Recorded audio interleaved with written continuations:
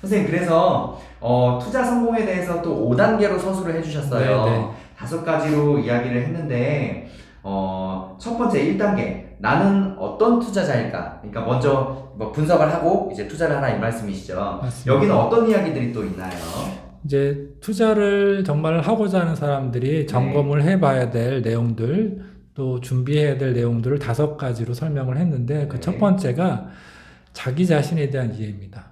예, 투자라는 행동을 하기 위해서는 주식 시장에 대한 이해도 필요하고, 기업에 대한 이해도 필요하고, 거시경제에 대한 이해도 필요하지만, 기본적으로 해야 되지만, 그래서, 우리가 그런 분석들 열심히 하거든요. 기술적 분석, 또 펀더멘탈, 기본적 분석들을 하는데, 심리적 분석들이 반드시 필요하다. 그 투자라는 것은 내가 하는 행동이고, 나 스스로에 대한 내가 어떤 사람인지, 좀 구체적으로 얘기하면 어떤 성격을 가지고 있는지, 이것이 이제 불확실성에서 어떻게 작동을 하는지, 주로 말하면 이런 위험에 대한 감수성을 얘기하거든요. 그래서 우리가 심리검사나 성격검사라면 자극 추구 성향인 사람들도 있고, 굉장히 충동적인 사람들, 그리고 위험 회피 성향이 강한 사람들이 있고, 이런 분들이 이제 문제가 많이 생깁니다.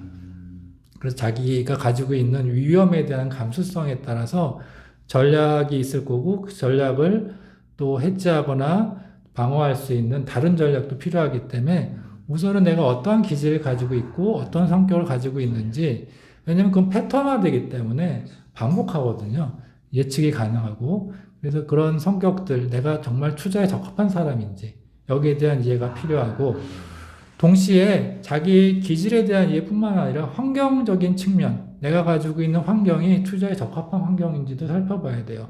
한참 뭐 공무원 시험 준비를 해야 되고, 회사에서 프로젝트를 해야 되고, 이런 분들이 주식 투자에 많은 시간을 쏟을 수도 없고, 그렇기 때문에 내가 처해 있는 환경이 주식 투자에 적합한 사람인지, 물론 이제 전문 투자자나 전업 투자자는 예외겠지만 일반적으로 자기 직업이 있으면서 할 일이 있으면서 투자를 해야 될 분들은 당연히 환경적인 부분을 고려해야 됩니다.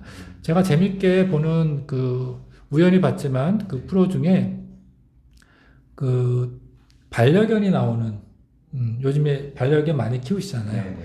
근데 상담하시는 분이 이제 따끔하게 혼내는 그런 장면이 나왔어요. 그 견주를.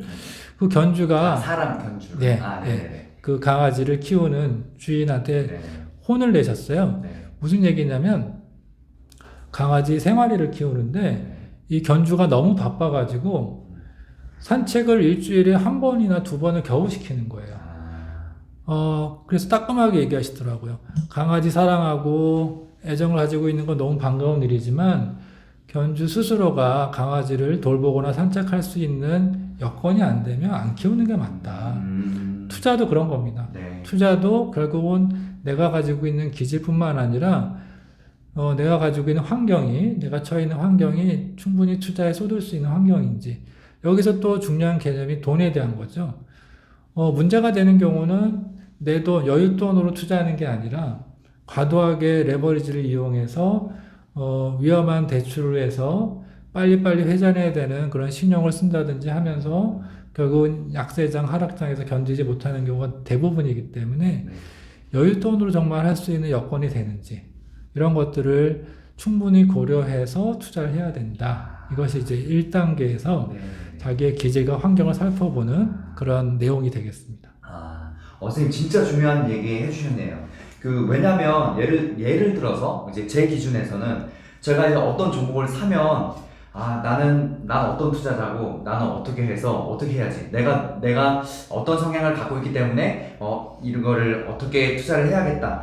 와, 보통 사람들 주식 하나 살 때 이렇게 생각 안 하거든요.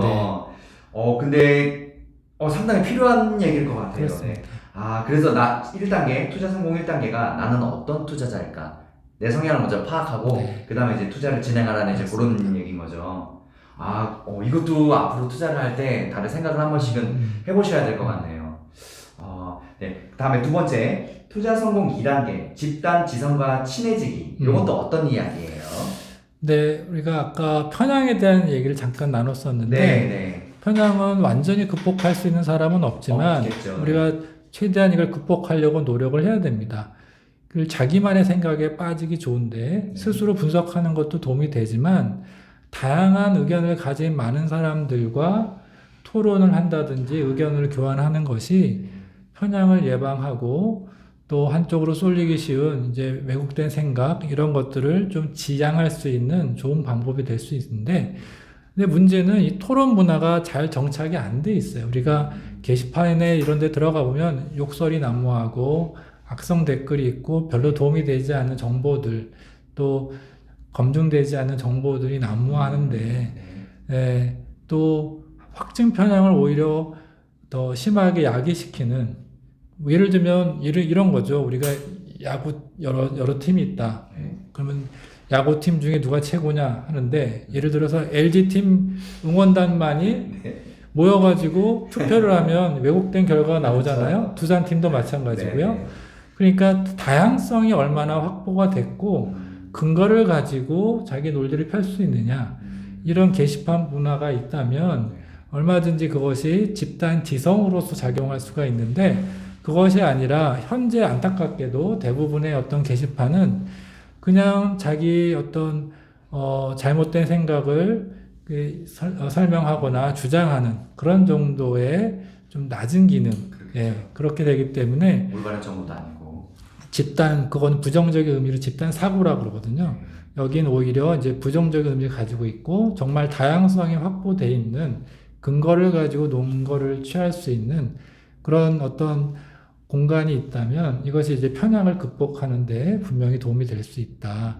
그리고 결국 이제 이 주식시장이라는 건 개인의 의사결정도 중요하지만 내가 아무리 공부 열심히 해도 남들이 알아주지 않으면 주가가 올라갈 수 없는 거죠. 그러니까 이런 집단적인 사고도 어떻게 흘러가는지에 대한 이해도 같이 필요하거든요. 그런 측면에서 이 두 번째를 강조했던 겁니다. 네. 그렇죠. 또 정보는 여러 가지 정보가 있으니까 내가 알고 있는 정보 말고도 다른 것들도 이용하고 근데 중요한 거 이것들을 잘 분별해내야 된다는 그런 이야기들을 맞습니다. 네. 자 다음 투자 성공 세 번째 단계 나만의 의사결정 과정을 만들기라고 적어주셨네요. 이건 어떤 얘기예요? 사실 이제 투자와 투기 우리가 구별을 할 수 있는데 정말 중요한 얘기죠. 그 정의는 이제 정의를 내린 사람마다 굉장히 다양할 수 있습니다. 그런데 뭐 그 중에 제가 조금 한 가지 소개드리면 워렌 버핏 아시죠? 워렌 버핏의 스승 벤저민 그레이엄이라는 분이 계셨어요. 그분이 이제 1920년대 이 도박판 같은 주식시장에 학문적으로 정립을 하고 증권 분석이라는 책을 쓰셨는데 거기에 명확하게 설명이 되어 있습니다. 투자란 이렇게 설명이 되어 있어요. 투자란 세 가지가 있어야 된다. 첫 번째는 그 기업에 대해서 정확하게 분석을 해야 된다. 두 번째는 최소한 원금을 확보한다든지 하는 리스크 관리가 있어야 된다. 세 번째는 적절한 수익이 있어야 된다. 반대되는 개념이 과도한 수익이겠죠. 이 세 가지가 전제되지 않은 거는 다 투기다. 이렇게 얘기했거든요. 블로그 같은 데서 본 것 같아요. 그래서 이 세 가지 개념이 우리가 투자와 투기를 설명할 수 있는데 또 다른 쉽게 얘기하면 투자라는 거는 과정이 있어야 됩니다. 이 과정이라는 건 아까 분석을 하고 리스크 관리를 하고 적절한 수익을 기대하면서 계속 그 확률적인 우위를 확보하면서 반복적으로 시간축을 이용해서 투자의 성과를 계속 축적해 나가는 게 진짜 투자의 개념인데 투기는 과정이 없이 결과만 생각하는 거죠. 과정이 있느냐, 결과가 있느냐, 결과만 있느냐. 이게 투자와 투기를 나누는 기준일 수도 있어요. 그래서 세 번째 제가 강조했던 건 과정이 너무 중요하다. 근데 우리 이 주식 문제가 돼서 오시는 분들은 과정이 없이 결과만 생각하는 분들이에요. 우리 의사결정을 생각해 보면 과정과 결과라는 개념으로 2 곱하기 2로 설명할 수 있습니다. 과정도 좋고 결과가 좋고 과정이 안 좋은데 결과는 좋은 그리고 그렇게 해서 2x2로 나눌 수 있죠. 우리가 과정도 좋고 결과가 좋은 거를 너무 당연하다 이렇게 설명할 수도 있는데 제일 안 좋은 게 뭐냐면 과정이 안 좋은데 결과가 좋은 거. 이게 사실 의사결정에 제일 안 좋은 겁니다. 예를 들면 우리가 운전에 제가 비유를 많이 하는데 네. 난폭 운전을 하고 신호등을 안 지키고 심지어 음주운전을 했다. 이런 과정이 계속 쌓이면 어쩌다가 한 번은 집에 갈 수 있을지 몰라도 결과가 좋을지 몰라도 이런 과정이 나쁜 과정이 계속 쌓이면 언젠가는 사고가 날 확률이 올라가겠죠. 투자라는 것도 그런 겁니다. 네. 한 번에 큰 대박을 얻고자 하는 게 아니라 정말 제대로 된 모델, 투자 철학과 투자 전략을 가지고 이것이 지속적으로 학습을 하면서 리스크 관리를 하면서 반복이 되고 지속이 됐을 때 그 과정이 쌓여서 축적이 되는 거죠. 그게 아니라 결과만 생각하고 한번 내가 크게 돈을 벌었다. 이거는 투자가 아니라 투기고 그건 지속 가능하지 않기 때문에 문제가 될 수밖에 없다. 네. 그것을 강조한 것이 이제 세 번째 파트가 되겠습니다. 역시 이것도 필요한 거네요, 그죠? 와. 주식에 관해서 이렇게 내 자신도 알아야 되고, 그리고 그 과정도 중요하다는 거. 사실 이런 것들 진짜 별로 생각 안 했던 것 같아요. 특히 아까 첫 번째, 나는 어떤 투자자일까? 와, 보통 우리 종목들 사거나 주식 그 얘기할 때 네. 정말 안 하거든요. 그렇죠. 근데 선생님 얘기 듣고 보면 내가 실패하지 않으려면 필요할 것 같습니다.